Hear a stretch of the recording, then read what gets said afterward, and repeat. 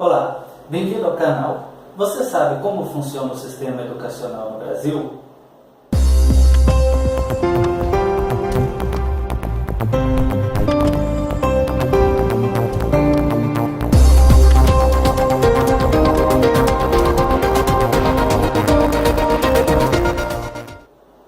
Bom, neste breve vídeo eu vou explicar como funciona o sistema educacional no Brasil. Dando aula eu percebo que muitos alunos têm essa dificuldade, se perdem no meio de tantas terminologias. Então, para ficar mais claro, vou sistematizá-las aqui.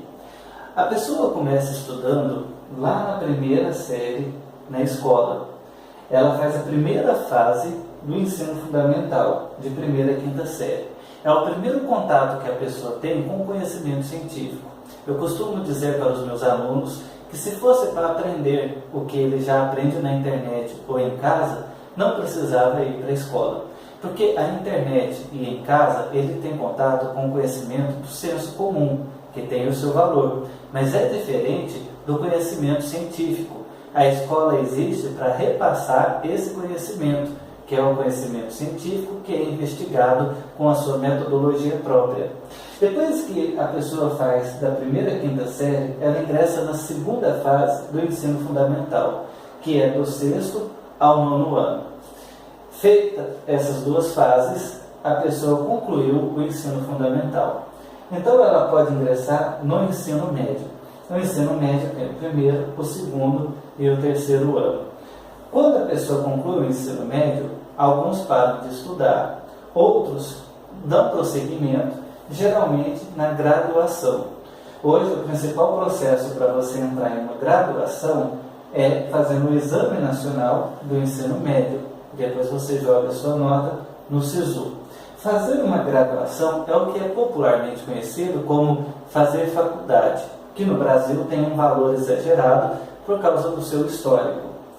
Ou, então, entre a graduação e o ensino médio, a pessoa pode se profissionalizar por meio do ensino técnico, ou ensino técnico profissionalizante, que pode ser de duas formas. Ele pode acontecer durante o ensino médio, a pessoa faz o ensino médio e o ensino técnico ao mesmo tempo, isso é chamado de ensino técnico, ensino médio integrado, ensino técnico integrado ao ensino médio, e também a pessoa pode fazer depois que ela já concluiu o ensino médio, que é chamado de ensino técnico subsequente. Se a pessoa for para a graduação, ela pode escolher se ela vai fazer licenciatura, bacharelado ou um curso tecnológico. Os três têm o mesmo valor de uma graduação, ou popularmente conhecido como fazer faculdade. A licenciatura habilita a pessoa para ser professora daquela área. Já o bacharelado habilita a pessoa para exercer a profissão. E o tecnológico também para exercer a profissão nas áreas tecnológicas. Mas a diferença, por exemplo, se você pensar no curso de História, que é a minha área, a pessoa que faz a licenciatura em História, ela vai ser professora de História. A pessoa que faz o bacharelado vai ser um historiador. Geralmente se diz que a licenciatura prepara professores e o bacharelado prepara pesquisadores. Não necessariamente que você tem que escolher um em detrimento do outro. Você pode fazer os dois ao mesmo tempo, dependendo da instituição onde você vai estudar. Depois da graduação, a pessoa ingressa na pós-graduação, ou seja, pós-graduação, aquilo que vem depois da graduação. Ela tem duas divisões. A pós-graduação lato sensu, que é a especialização, onde geralmente a pessoa escolhe uma área da graduação e escreve um artigo sobre aquela área, depois de fazer uma breve pesquisa, que vai dizer que ela vai ter o título de especialista naquele assunto. Mas a pessoa pode, então, ingressar no mestrado. Ela pode passar da graduação pela especialização e depois para o mestrado, ou ela pode passar direto da graduação para o mestrado. No mestrado, ela vai fazer, geralmente de 2 anos, uma pesquisa mais substancial. O mestrado, atualmente, ele tem duas divisões. O chamado mestrado acadêmico, que é uma pesquisa pura, e o chamado mestrado profissional, em que o resultado da pesquisa vai ser uma ferramenta aplicada ao trabalho. No mestrado, a pessoa vai se habilitar a ser professora da graduação e também observar se ela tem jeito, vocação para ser uma pesquisadora. Caso a pessoa tenha vocação para ser pesquisadora, ela irá ingressar no doutorado. Agora, atenção aqui, no mestrado se produz uma dissertação e no doutorado se produz uma tese. Por isso que às vezes vemos pessoas dizendo: ela defendeu uma tese de mestrado. Isso não existe, isso está errado. A tese, ela é o produto de um doutorado e o nome já diz, a pessoa tem uma tese, ou seja, ela tem uma hipótese científica que ela vai analisar durante o mestrado dela. Eu digo sempre para os meus alunos, o que diferencia o conhecimento científico do senso comum? O método. Do senso comum você trabalha com opinião. A pessoa diz, eu acho, a outra responde, eu discordo, na minha opinião eu acho diferente disso, mas na pesquisa você precisa demonstrar a sua afirmação, por isso você tem um método. Esse método é uma forma de você testar as suas hipóteses e esse método tem que ser demonstrado justamente para a discussão não ficar no achismo, para você demonstrar, argumentar que o que você está pesquisando e afirmando procede. Por isso que alguns assuntos eles não entram na pesquisa acadêmica, na pesquisa científica, porque eles não têm como ser demonstrados. Então seria uma discussão infinita. Por isso que a religião, ela não é uma pesquisa científica do ponto de vista daquilo que se acredita, porque não tem como você demonstrar por um método que aquilo procede ou não. Não tem como você repetir um procedimento, testar uma hipótese. Muito bem, no doutorado, geralmente a pessoa vai fazer uma pesquisa inédita. E depois de concluído isso, a última etapa é o pós-doutorado, que não é um título acadêmico. O pós-doutorado é um estágio. Geralmente professores universitários fazem 1, 2, 3 ou até mais. Aqui ele já está plenamente habilitado para pesquisa, então aqui ele vai fazer outras pesquisas por conta própria, por meio de um estágio. Então as divisões basicamente são: você tem o ensino básico, você tem o ensino técnico, profissional e você tem o ensino superior. O ensino básico se divide em ensino fundamental e ensino médio, e o ensino fundamental em primeira fase e segunda fase. Aqui você tem uma hierarquização, primeira série, segunda, terceira, sexto, até entrar no ensino médio e fazer primeiro, segundo e terceiro. Depois, quando você ingressa no ensino superior, você tem graduação e pós-graduação. Aqui não é uma hierarquia, você não precisa seguir essa sequência, nem significa que o bacharelado é superior à licenciatura. Aqui são 3 opções. E daqui você entra na pós-graduação, novamente há uma hierarquia. Você tem a especialização, acima dela o mestrado e acima dela o doutorado. Geralmente, no ensino fundamental, as pessoas têm o primeiro contato com um conteúdo. É um conteúdo introdutório.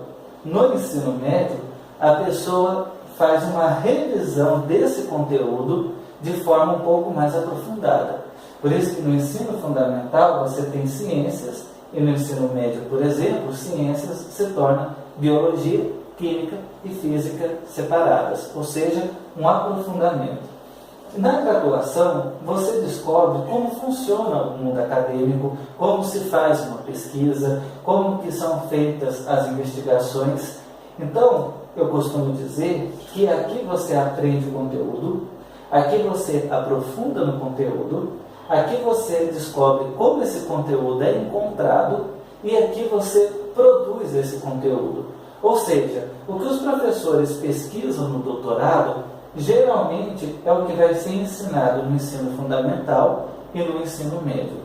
Eu costumo dizer muito para os meus alunos que todo esse procedimento ele tem um motivo.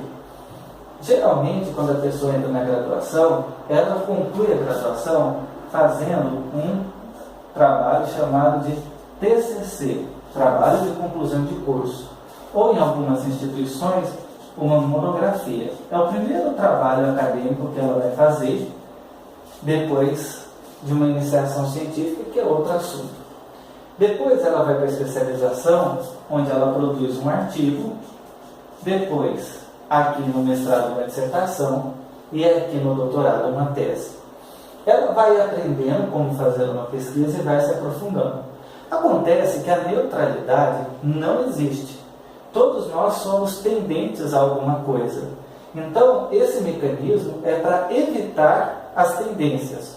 Ou seja, eu vou fazer uma pesquisa, se eu pensar que eu sou neutro, eu serei tendencioso sem perceber.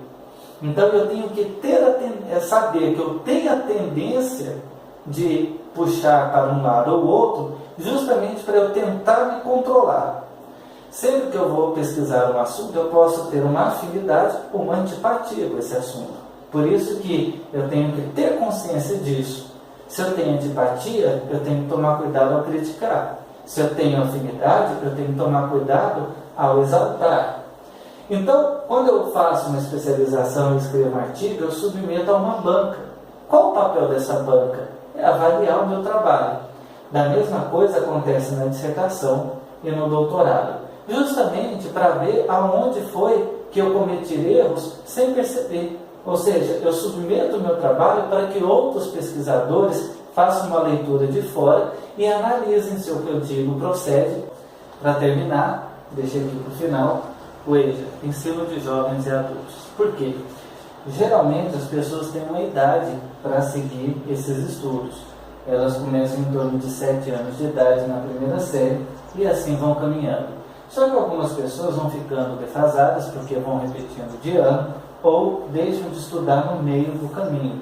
Então, para isso, é feito o ensino de jovens e adultos, que é uma forma da pessoa que não concluiu o ensino fundamental ou o ensino médio na idade apropriada, possa concluir depois que a pessoa já está adulta. Então, ela vai recuperar o tempo perdido em uma turma específica, ou seja, é uma modalidade, onde ela vai poder, com uma carga horária menor e professores que estão próprios para aquela turma, recuperar o estudo que ela não concluiu. Para terminar este vídeo, eu vou falar também sobre as atribuições. A Constituição de 88, que é a que rege o nosso país, ela dividiu as responsabilidades. Portanto, geralmente, o ensino fundamental, ele é a responsabilidade dos municípios, principalmente a primeira fase. Por isso que você vê a criança indo, geralmente, estudar da primeira à quinta série em uma escola municipal. O ensino médio, por sua vez, é oferecido nas escolas estaduais, ou seja, a Constituição definiu que o ensino médio seria obrigação, primeiro, dos estados, e o ensino superior, portanto, da União. Por isso que, geralmente, as pessoas estudam a primeira fase em uma escola municipal, o ensino médio em uma escola estadual, e as universidades mais famosas são as universidades federais. Isso não quer dizer que os outros níveis são proibidos de serem oferecidos. Por exemplo, o município ou o estado pode oferecer qualquer uma das modalidades, desde que ele já tenha cumprido a sua obrigação primária. Ou seja, um município que oferece a primeira fase, ele pode oferecer uma universidade, como Blumenau, que é um município e tem uma universidade municipal. Porém, ele não pode, o município não pode oferecer à universidade o ensino superior sem primeiro oferecer o ensino fundamental, principalmente a primeira fase. Sabemos que há no Brasil muitas universidades estaduais. Um estado pode oferecer a universidade, mas desde que ele esteja oferecendo ensino médio. Um estado não pode deixar de oferecer ensino médio se ele não oferecer para oferecer à universidade o ensino superior. E então, em 2008, surgiram os Institutos Federais de Educação, Ciência e Tecnologia, conhecidos em alguns estados como IEF ou em alguns estados como IFET, que ele oferece a verticalização do ensino. O que é isso? Um professor que ingressa no Instituto Federal, ele não é um professor de uma universidade. Ele é chamado de professor EBTT, professor do ensino básico, técnico e tecnológico. Porque naquela mesma instituição o aluno faz o ensino médio, o ensino técnico profissionalizante e pode fazer um ensino superior, graduação e até mesmo pós-graduação. Os institutos federais precisam ofertar 50% das suas vagas para o ensino técnico, portanto de ensino médio, e também eles têm que ofertar uma parte do seu ensino superior de licenciaturas. Obrigado por ter assistido o vídeo. Espero que ele tenha contribuído para esclarecer essas terminologias que são usadas. E se você gostou, assista aos outros vídeos do canal.